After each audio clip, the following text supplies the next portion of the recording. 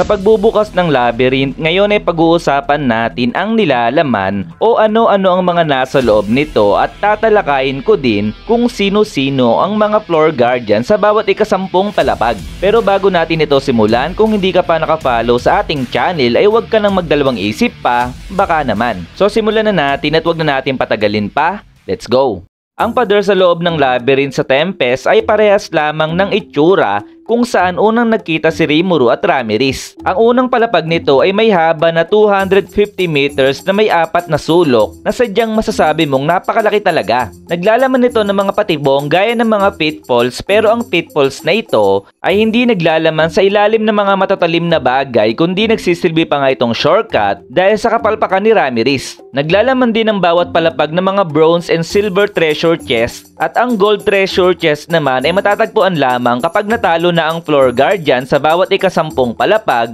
at naglalaman din ito ng mga rare grade na kagamitan. Sa unang palapag ay mayroon lamang bronze treasure chest na matatagpuan at maaaring maglaman nito ng silver coins, healing potion at mga palpak na kagamitan na gawa mismo ng mga disciple ni Kurobi. Sa pangalawa at pangatlong palapag naman ay naglalaman din ng mga patibong at makikita mo naman dito ang mga pinaghalong bronze at silver treasure chest na nakakalat sa iba't ibang sulok ng palapag. Ang mga nilalaman ng trap treasure chest ay kagaya ng paralyzing toxin, sleeping gas at mga nanggagaya ng itsura ng mga player sa loob ng labyrinth. Sa hidden room ng second floor ay mayroong mga silver treasure chest, ngunit binabantayan naman ito ng mga halimaw kagaya ng isang rank C na halimaw tulad ng oso, mga rank D na paniki o kaya mga skeleton archer, ngunit naglalaman ng silver chest na ito ng isang grand prize tulad ng isang rare grade na espada. Sa ika-4 na palapag ay makakakita na tayo ng mga halimaw sa mga hallway at ang bawat halimaw ay naglalaman din ng mga magical crystal na maaari mong ibenta sa malaking halaga. Sa ika-5 palapag naman ay may tinatawag na monster region kung saan makakakita ka dito ng golden treasure chest na maaaring maglaman ng mga special grade item kagaya ng isang mahabang espada. Ang 6, 7, 8 at 9th floor ay pare-parehas lamang na naglalaman ng mga patibong, mga halimaw, ganun na din sa mga treasure chest. Sa 10th floor naman ay matatagpuan na dito ang unang floor guardian at ito ang rank B Black Spider na siyang nagbabantay sa golden treasure chest na naglalaman ng isang rare grade item kagaya ng maliit na espada. Sa oras na matalo ang isang floor guardian ng isang grupo ng mga adventurers ay aabutin muna sila ng 30 minutes bago mabuhay muli, kaya naman kung sakaling mangyari na magkasunod ang dalawang grupo ay kailangan nilang maghintay bago ito mabuhay muli. Kung sakaling lumabag naman ng mga papasok sa loob ng labyrinth ay naroon ng mga labyrinth manager na dryad na sina Alpha, Beta at Delta upang parusahan ang mga ito. Meron ding tinatawag na bracelet resurrection na sa oras na suot ito ay pwedeng mabuhay muli ang player at mapunta ito sa entrance ng labyrinth at nagkakahalaga ito ng 2 silver coins. Meron ding tinatawag na return whistle kung saan kapag ginamit ito ng player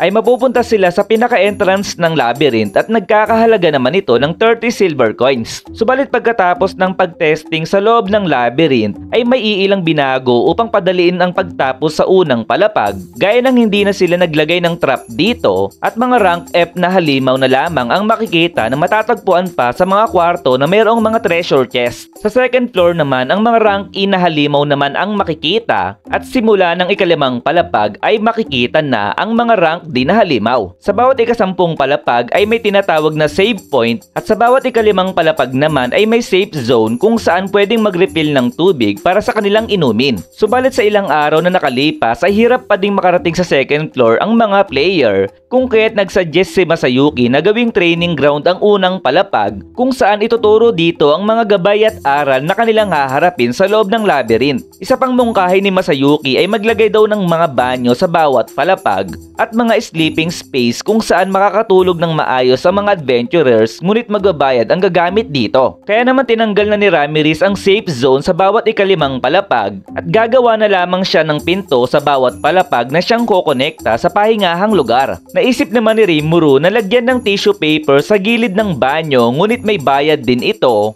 At nagsuggest muli si Masayuki na magkaroon daw sila ng tinatawag na save points na kapag namatay ang player ay maaari siyang makabalik agad sa pinakamalapit na palapag kung saan siya namatay. At wika naman ni Ramirez ay kaya niyang gawin ang bagay na yon sa pamamagitan ng recording crystal na kanilang ginagamit at kalaunan ay nagkakahalaga na ito ng isang gintong barya. Ang sobrang espasyo sa unang palapag ay ginawa din nilang training ground para sa mga bagong recruit ng Tempest, kung kaya't simula sa second floor doon pa lamang magsisimula ang totoong laban sa labyrinth. Binago na din nila ang nilalaman ng mga treasure chest sa second floor hanggang fourth floor dahil low quality healing potion na lamang ang makikita dito na binabantayan naman ng rank D na halimaw, at simula ng ikalimang palapag ay doon pa lamang sila makakakita ng high price items gaya ng mga baluti. Naglagay din sila ng premyo na kung sino ang unang makakatalo sa Black Spider na siyang floor guardian ng 10th floor isang beses sa isang buwan ay magkakaroon nito ng 3 gintong barya. Ang Evil Centipede naman na may rango bilang B+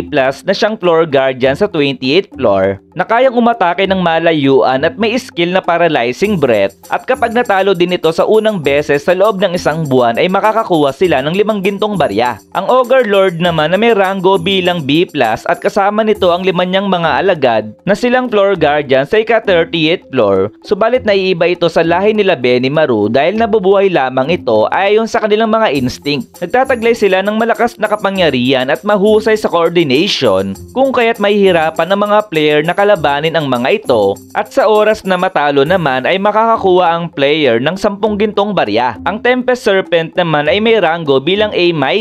na siyang floor guardian ng ika-40th floor at kaya nitong gumamit ng poison breath, at kung matalo ng unang 3 grupo ito sa loob ng isang buwan ay makakakuha sila ng 20 gintong barya. Kung sino naman ang makatalo sa floor guardian ng ika-50th floor, at ito nga ay sina Mezer at Gozer, in a rotating basis ay makakakuha naman sila ng 100 gintong barya. Sinubukan mangdaya ng mga player kung saan nagbebenta sila ng mga mapa sa labas, kaya naman ang ginawa nila Rimuru ay binabago nila ang layout ng labyrinth every 3 days. Ang bayad naman sa pagpasok sa labyrinth ay nagkakahalaga lamang ng 3 silver coins. At may tinatawag ding Adventurer's ID card kung saan galing ito kila Yuki na kayang mamonitor ang health status ng player sa loob ng labyrinth. Mga taong nagtataglay naman ng mga espiritu na siyang tumutulong sa kanila upang hindi sila maligaw, ay sinuggest ni Beldora na maglagay sila ng isang zone kung saan walang espiritu dito upang hindi sila makagamit ng spirit communication. Sinuggest naman ni Masayuki na maglagay din sila ng mga low healing potion at hindi lamang puro high quality healing potion, dahil ang halaga ng low healing potion ay nasa 4 silver coins lamang at ang high quality healing potion naman ay nasa 35 silver coins, samantalang ang full healing potion naman ay hindi binibenta nila Rimuru, at kung sakaling ibenta man nila ito ay nasa 500 silver coins to 5 gold coins na sadyang malaki talaga ang presyo. Naisip naman ito ni Masayuki dahil ang ibang player ay mas pinipili nilang ibenta ang mga high healing potion na kanilang nakukuha at maaaring maging mayaman daw ang mga ito sa isang saglit lamang. Kaya naman ang ginawa nila Rimuru ay naghalo sila ng mga hindi kilalang potion at mga gamit na maaaring isang curse object upang hindi basta-basta lamang gamitin ito ng mga player,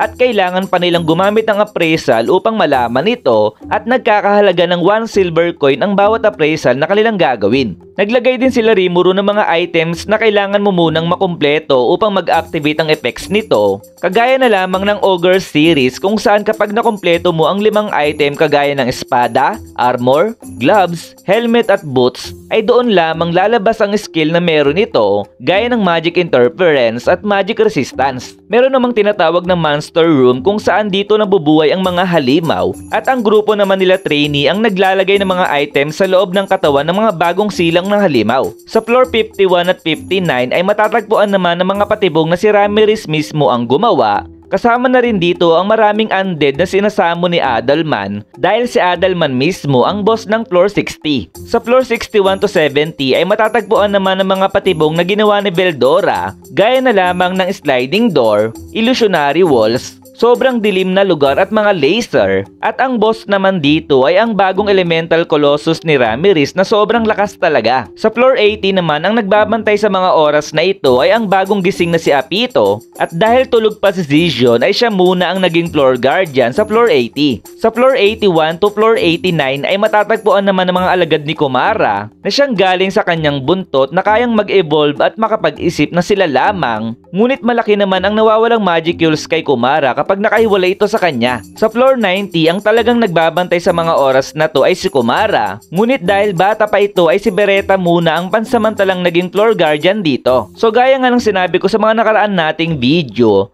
ang floor 95 ang siyang nagsisilbing safe zone kung saan may makakainan, may matutulugan, at dito rin nakatira ang mga elves na kinupkop ni Rimuru. Sa floor 96 ay naroon ng Earth Dragon, sa floor 97 naman ay naroon ng Wind Dragon, sa floor 98 ay naroon ng Ice Dragon, samantalang sa floor 99 naman ay ang Fire Dragon, at sa floor 100 ay naroon ang pinakapasaway na si Beldora. So nabanggit ko na ang halos lahat ng nilalaman sa loob ng labyrinth, at ang mga floor guardian dito ay magbabago pa sa inaharap, kaya naman sabayan nyo kung subaybayan at alamin ang pagbabagong gagawin dito nila Rimuru. Kaya naman hanggang dito na lamang ang ating video, and see you to my next review. Goodbye!